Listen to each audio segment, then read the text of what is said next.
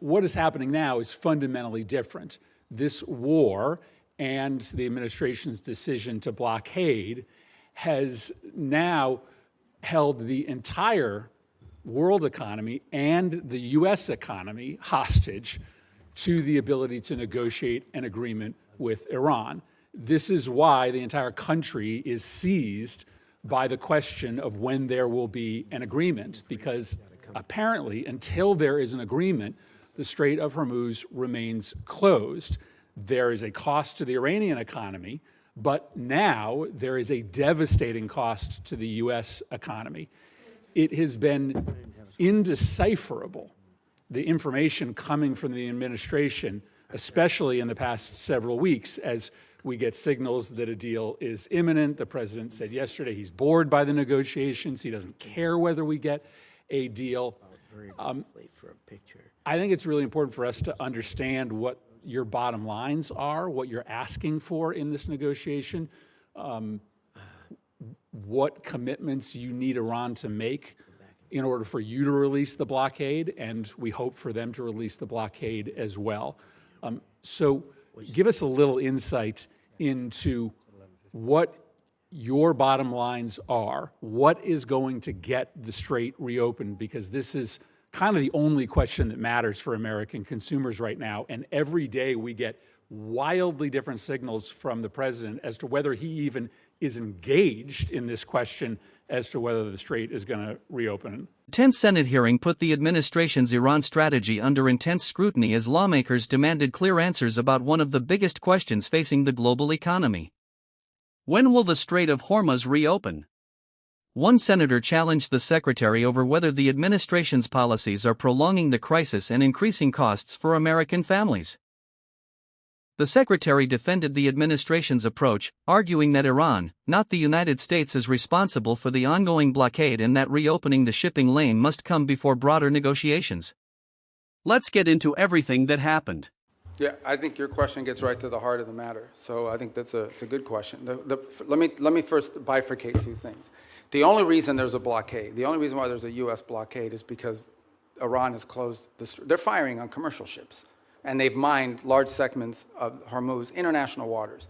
And so the blockade is only against Iranian ships. And it's very simple. The notion is if no one's ships are going to get out, then Iran's ships aren't going to get out either. We can't live in a world in which they get to close the straits and tell everybody, pay us a toll or we'll blow you up, but their ships get to go out unfettered. So that's the reason why there's a blockade. There wouldn't have been a blockade if Iran had agreed to do what they said they would do when the ceasefire kicked in, which is they were going to open the straits. So let me just focus on the straits for a moment. Number one, what they're doing is unlawful and illegal. There isn't a country on earth, other than Iran, and maybe Oman that flirted with it, who's in favor of what Iran is doing in the straits. The Chinese are against it. The Russians are against it. Everyone is against it. The whole world is against it. So condition number one is they have to reopen the straits. And reopening the straits means the following. Ships can sail through international waters the way they can do through other choke points around the world without being fired upon, without paying a toll. That's condition number one. But the strait is closed because of our decision to invade Iran. This is a consequence of our military action. So I guess I'm not interested in litigating that question. We all know why the strait is closed, because you took military action against Iran, and we knew ahead of time that that would be their likely response. The question is, how are we going to get it reopened? Are you going to drive a bargain that is so tough and so hard that the strait remains closed? So how are we going to get it open? The first thing, that is a predicate to anything else happening. The straits have to be reopened. So the way to think about it is this. If Iran wants to be able to move its oil again through the strait, they will have to reopen the straits. If they refuse to do so, then we have other options available to us, but we would prefer to negotiate the opening of this, which means tell us about the negotiations. What do you need from them in order to get the strait reopened? We need the strait reopened tomorrow. Well, what needs to happen is very simple. They need to announce that they will no longer fire on commercial ships that are going through or threaten to fire on ships, because in many cases, ships just won't move. They won't go, not because they got fired on, but because of the risk of being fired upon. And so they have to announce very clearly, the straits are now open. We're not charging a toll. We will help remove the mines that they put in there, and they will not fire on ships. But the president says they also need to make commitments on their nuclear program. That's what I'm asking. Oh, I see what you're saying. What commitments do they need to make in order for the strait to be reopened? Well, the second thing they have to agree to as part of this is, so in addition to the straits, that's the predicate that opens the door to phase two. Phase two is they have to commit to very specific negotiations on highly enriched, the disposition of the highly enriched uranium that still is buried deep in a mountain somewhere. They have to agree on negotiating severe and long-term limitations and or cancellation of enrichment activity in their country. In the second phase of negotiations. Well, obviously, these are highly technical matters, so I don't think you could work those out in 5 days.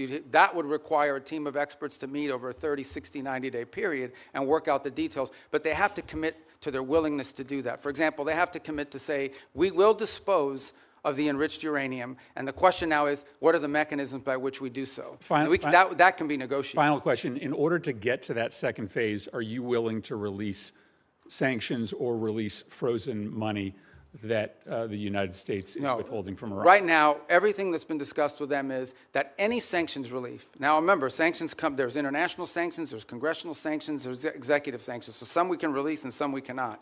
But any sanctions relief is condition-based, which means it has to be in return for the reason why those sanctions were put in place in the first place, which is their nuclear program. So yeah, look, Iran is being sanctioned because they enrich uranium. Iran is being sanctioned because they've highly enriched uranium. Iran is being sanctioned because of their nuclear activities. If they agree to give up those things, there will be sanctions relief associated with their commitment and compliance with those agreements. You will not give sanctions relief just in exchange for reopening the Strait. No. Don't forget to like, comment and hit the subscribers button for more political and controversial showdowns.